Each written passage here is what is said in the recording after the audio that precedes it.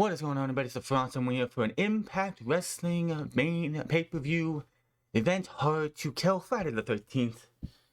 Where the main event was Mickie James's last ride. Was it going to be her final match of her career, or was she going to leave Impact Knockouts champion?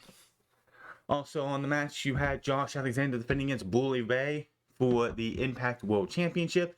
The Motor City Machine Guns defending their titles against Heath and Rhino, the major players, which are Matt Cardano and Brian Myers, and in Impact Wrestling's branch of the Bullet Club of Ace Austin and Chris Bay.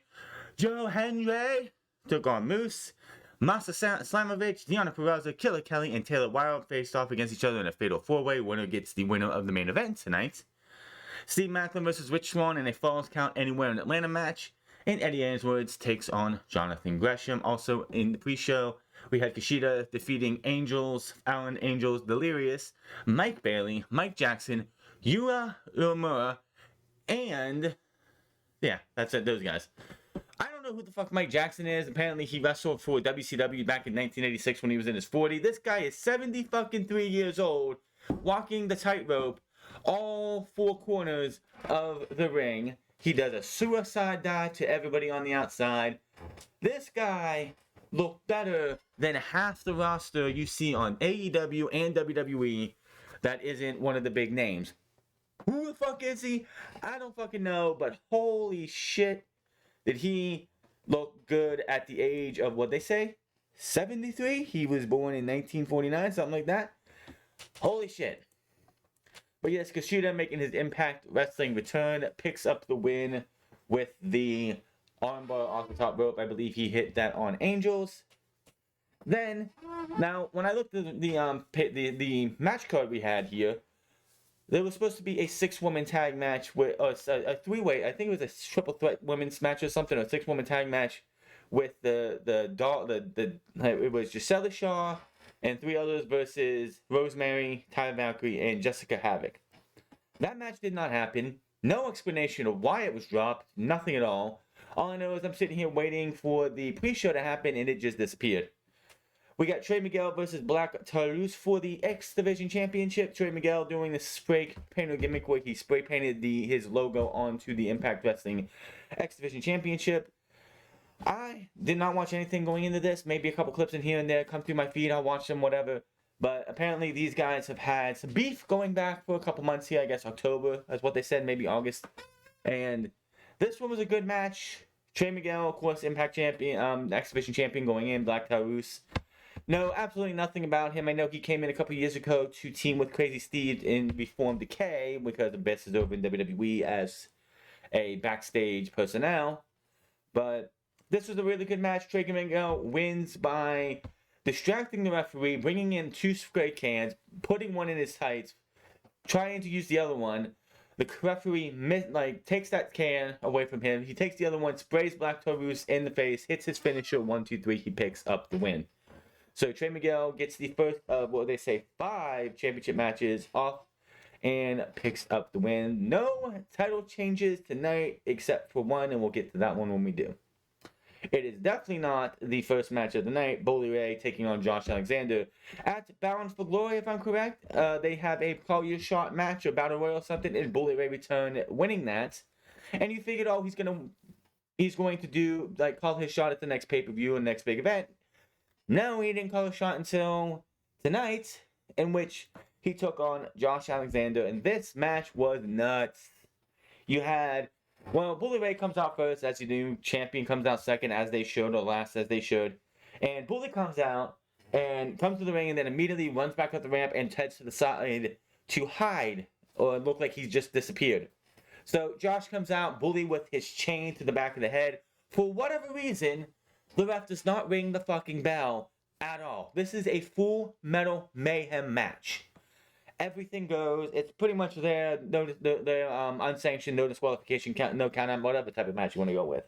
As soon as Bully hits him in the back of the head, that bell should be fucking ringing.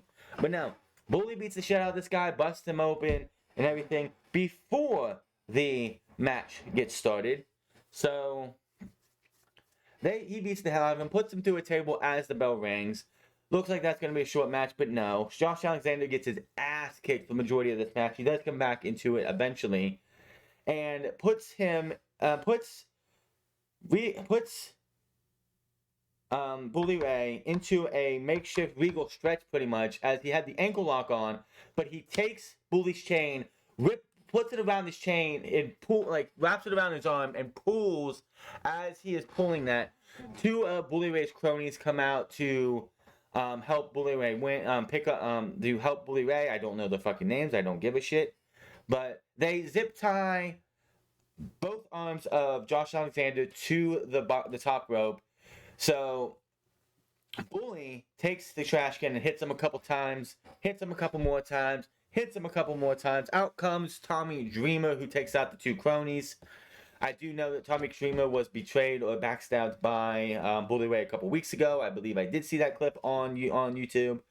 And he comes in. Bully looks to go hit him, but he stops, turns around, foolishly hands the trash can lid to Tommy Dreamer, who plays Bully Ray for the fool, and ends up, he looks like he's going to hit Josh Alexander, but he hits Bully Ray square on the head, goes to do something else, but there was one of the cronies put a table up in the corner, and Bully Ray ends up spearing him through the table. All of a sudden, I do have to mention too, before this all happened, there was a spot where they had this ramp. They had the ramp, and it goes from the stage all the way to the ring. And for whatever stupid reason, Josh Alexander decided he was going to put this thing up. He was going to climb this ladder. As it's leaning on this ramp, Bully pushes him in, and then he gets thrown through thumbtacks, which were in the middle of the ring. I forgot to mention that, but they were thumbtacks. So, yeah, we had this nasty shot of Josh Alexander, as you know, is completely bald, where there is a tack stuck into the top of his fucking head. That just, Anyway, he's tied up. Bully Ray looks to do some more damage. All of a sudden, Josh Alexander's wife, who Tom Hannafan on commentary mentioned how his wife and kids were not in attendance. They were at home for their safety. But here comes Josh's wife.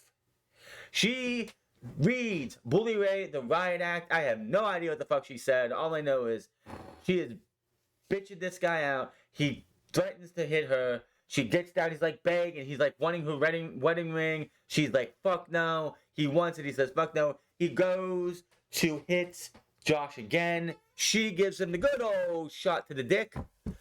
And then she gives him some more verbal abuse. Hits a sliced bread number 2, picture perfect, out the middle of the ring, out of the corner. She apparently was a professional wrestler. I have no fucking idea who the hell she was beforehand, but she hit a nice bump shot on Bully Ray. Gets her husband free. Josh hits his finish, 1, 2, 3, and he picks up the win, defeating Bully Ray. Very good opening match. Good stuff. I don't know much about Josh Alexander, but he's the longest reigning Impact Wrestling World Champion in history, passing the old TNA champion record of Bobby Roode. And honestly, I think he'll hold it for an entire year. I don't see any reason why you need to take it off of him. The Motor City Machine Guns defended their titles against Heath and Rhino, the Major Players, and Bullet Club affiliates Ace Austin and Chris Bay. This was an elimination 4-way match. This was not first pinfall gets the win.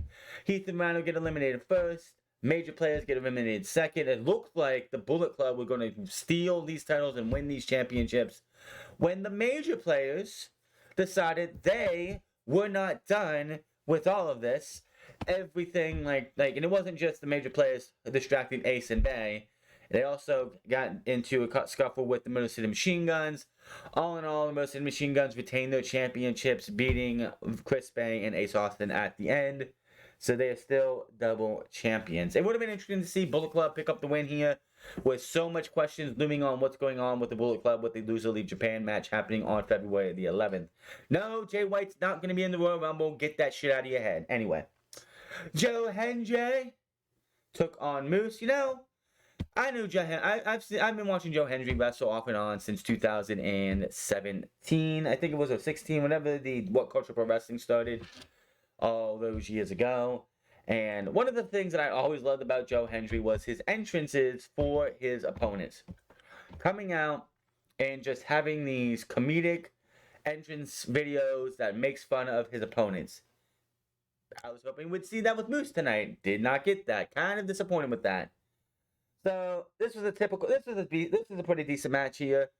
Moose looked like he picked up the win. Hits the low blow when the referee's not looking. Hits the big spear, which I don't know why you do a roll through on a spear. It's just so stupid. Doesn't look as devastating when you roll through as you drill them and you're on top of them still. 1, 2, 3. Moose is declared the new champion. However, some new music hits and out comes Anthony Corelli, aka Santino Marella, and he was known as Santino Marella, who is the temporary authority figure for Impact Wrestling. He comes out, does his son of a gun line to Moose, and says the match was to be restarted. And in the end, Joe Hendry picks up the win, retaining his championship, beating Moose, and all that. Masa Slamovich, Deonna Purrazzo, Killer Kelly, and Taylor Wilde in a fatal 4-way. Winner takes on either Jordan Grace or Mickie James at a later date. Now, first off, what is with Taylor Wilde and the Princess of Darkness look? Last time I saw Taylor Wilde in Impact Wrestling TNA, back when I used to watch this shit all the time, she was coming out with the red, white, and blue, the red, white, and blue type gear and everything, and now she's coming out with like this black gear on, black dress, what the fuck is this shit? Killer Kelly, the last time I saw Killer Kelly wrestle, I'm used to the the double braided hair that she has. She comes out here, she's dressed. She's even got the claw of Freddy Krueger. She's got the Freddy Krueger gear on and everything. Her hair is it's who the fuck is this Killer Kelly? This was a pretty decent match here for the women. I guess with the fact that they had this match and the main event for the women, I guess they wanted to axe that 6-woman tag match, which again, I have no fucking idea what happened to that. But this was, like I said, it wasn't bad. Taylor Wilde with a couple high-flying moves. Masha Slamovich picks up the win in this. She is the #1 contender to the Knockout Champion. Pretty decent match here for the women. And then the next match was Falls Count Anywhere in Atlanta. Now, for whatever reason, for a second now, I thought we were going to a highlight package or something for this match, or they were going to continue on. But we see Rich Swann backstage about to be interviewed when Steve Macklin comes from behind and attacks him. Referee don't know what to fucking do yet. They have security guards trying to hold these two back. Ring the fucking bell. It's a Falls Count Anywhere in Atlanta match. And my God, they did actually go outside of this center stage where they were at for tonight's show in Atlanta. There was actually somebody looked like they were leaving the arena or a parking garage. These guys were over by them, and this person just sat down. Of course, it was probably a plant. So their car got abused a little bit by being used for the match. Somehow, someway, they get back into the arena. Raven was on commentary for this, by the way, because he loves violence. I'm surprised he wasn't on commentary for the opening match, because, let's face it, that was a million times more violent than this match. And two cutters, one outside on the concrete, one inside here. It looked like Rich Swann could have picked up the win, but did not happen. Steve Macklin tosses him onto the stage, goes over, hits a DDT off to the side, 1, 2, 3, picks up the win. Steve Macklin beats Rich Swann in what was a pretty fun match. Now, the semi-main was Jonathan Gresham versus Eddie Edwards. Now, this one, I did not see the show list yesterday, but I did see the end of the end clip of Eddie Edwards in the arena, and the lights go out, and you have some kind of special effect going on. I'm like, clearly, if he has a match tonight, he's going to win because they have something planned for him after the match. This was fun. Jonathan Gresham, I know he's going to be oh yeah, I forgot to mention something. We'll talk about that here in a second after this match. But Eddie Edwards, Jonathan Gresham is just so good. It sucks that he has been stunted to be as small as he is. size-wise, because if he was another foot and a half taller, with the build that he has, this dude would be signed up to WWE, AEW, or anyone else and be world champion any day of the week. It's just, he's going to have that problem where he is, the size that he's at is going to hamper his career no matter where he goes. Now, Impact Wrestling might be the place where he can win the Impact World Championship and not have that problem. I mean, Ring of Honor was that place where he could be world champion, not a problem. He is just so good at what he does. Obviously, Eddie Edwards is not bad either. But, obviously, like I said, Eddie Edwards was winning this match. There was no doubt about it because a couple weeks ago, he buried PCO in Las Vegas, apparently. Or in Vegas. So, him beating Jonathan Gresham was a given. And he does. This match went 19 minutes. 19 minutes was the longest match, I believe, of the night. I'm not sure. I don't have the time for the women's match, the ending match. But he beats him. He's celebrating. Lights go out. They had the whole like lightning thing and everything. Lights come back on. There's PCO spitting sand out of his mouth. So I don't know what the fuck he did. Did he like have a pile of sand? He walked away. He was supposed to be able to make the run in. Put the sand in his mouth. Get into the ring. I don't know why you would do that. Had a shovel. Beat up on Eddie Edwards for a bit. And left him laying. And looks like they're going to be leading to PCO versus Eddie Edwards down the line. And in the main event, we had Mickie James versus Jordynne Grace. And this was literally the biggest reason why I came to watch Hard to Kill tonight. Because if this was going to be Mickie James' last match, I wanted to see her go out on her sword. It's title versus career. Mickie James won the Impact Women's Championship, if I'm correct, last year at this same event. I believe she beat Deonna Purrazzo. And then a couple weeks later, she showed up in the Royal Rumble as Knockout Champion, even though they didn't call her Knockout Champion because that's a no-no back then. This was very good. There was a couple sloppy spots, but you're going to expect that in a women's match sometimes. I mean, honestly, you want to go out there, you're in the main event, big spot, don't want to screw up anything. It's just, it happens. Mickie wins the Knockout Women's Championship. Now, there was, like, at the tail end of this match, I was like, if they're going to have Mickie win, please don't do what I think you're about to do. Because Mickie hit the Mick DDT, couldn't get the win.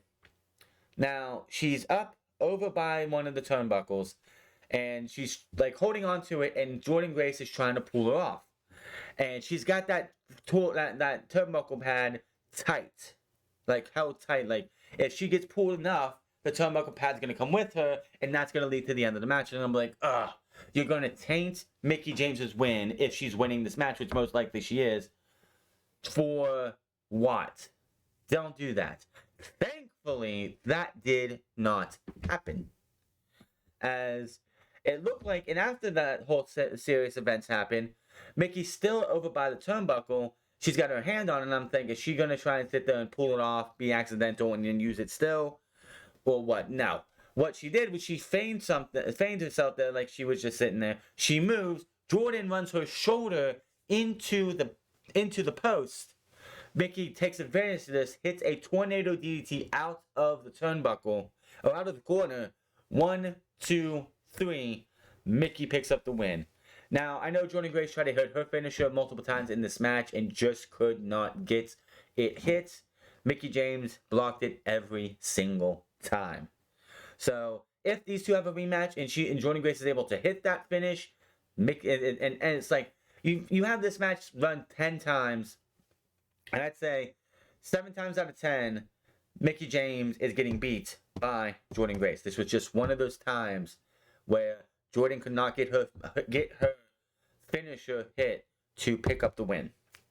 After the match, Mickie had her mom, her dad, I think one of her brothers, her son, no Nick Aldis, who was her husband for some reason. Anyway, Tara was there, Victoria, Tara was there for her as well. She was out there.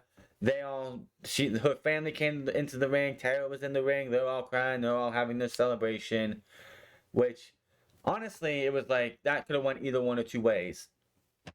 Where this was Mickie last night, her family's there. Jordan's gonna get her moment in the sun, and then she's gonna leave, leaving the ring to Mickie James. Mickie's gonna have Tara and her family outside of her husband there, which I think was to tell why she didn't lose. But yeah, overall, I would have to say Impact Wrestling Hard to Kill was not a bad pay per view. It wasn't great. It wasn't like the best pay per view you're gonna see. I mean, the small arenas are just eh. I do have to also mention after the tag team championship match, the Motor City Machine Guns were leaving when Frankie Kazarian's music hits and out comes Kaz. He hugs the boys, he congratulates them, then heads to the ring and tells us that basically he's not with AEW anymore. He is what he didn't say it, but it's quite obvious. His contract came up. He does not re-sign with AEW. He comes back to Impact Wrestling. He has a long-term deal with Impact Wrestling, and Kazarian's where he needs to be. I don't care what anyone says, but it's great. It just shows the health of the wrestling business. Kazarian had his time in AEW, got paid well, wrestled a good bit. The only mistake I think they made with Kazarian in AEW was they had the whole SCU breakup where SCU got beat in that tag team match against the Young Bucks for the tag titles, and SCU was made to break up. And they cheated, of course, the Bucks did to win that match. And Kazarian went on to become the Elite Hunter. The mistake they made is that they did absolutely nothing with it. What should have happened is that you have Kazarian go on this month or two rampage on the Elite. He beats Brandon Cutler. He beats Michael Nakazawa. He beats Matt Jackson. He beats Nick Jackson. Anybody else the Elite throw at him. And then he finally gets to Kenny Omega. He's taken out all the Elites. It's one-on-one with Kenny Omega for the AEW World Championship, and he gets beat by Kenny Omega. But they didn't do that pretty much. They just said, nope, we're going to call him the Elite Hunter and do, oh yeah, there was the Good Brothers were affiliated with that time. So it could have been like Brandon Cutler, Nakazawa, Carl Anderson, Doc Gallows, Matt Jackson, Nick Jackson. That's 6 weeks of storyline they just threw away because they didn't fucking want to do anything because the Elite are selfish. But back in Impact Wrestling for Kazarian, that's good on him. Like I said, it just shows the healthiness of the business. His contract was up. He didn't want to sign there again. He wanted to go do other things. He came to Impact Wrestling where he was the X Division champion earlier this year. And now he's back. Good for him. So overall, I would say match of the night would definitely be Josh Alexander versus Bully Ray, in my opinion. We'll have to say this, like, Speedball Mike Bailey is just fucking amazing. I'm so glad that he got somewhere. I know it would have been cool to see him have a cup of coffee or run in AEW to see what he could do. But that roster is so bloated that it's so glad that he's actually being used. He really did shine in that 6-way match for sure. Overall, not a bad match on the show whatsoever. Yeah, I would say good show overall. If you want to see me do any more pay-per-views or any other shows, let me know in the comment section below. Hit that subscribe button, comment down below, like or dislike this video. Find me on my The France Club, find me on twitch.tv/The France Club, find me on Instagram, The France Club, and I will see you guys next time, most likely for the Royal Rumble. Until then, my name is France, and I'll see you guys later.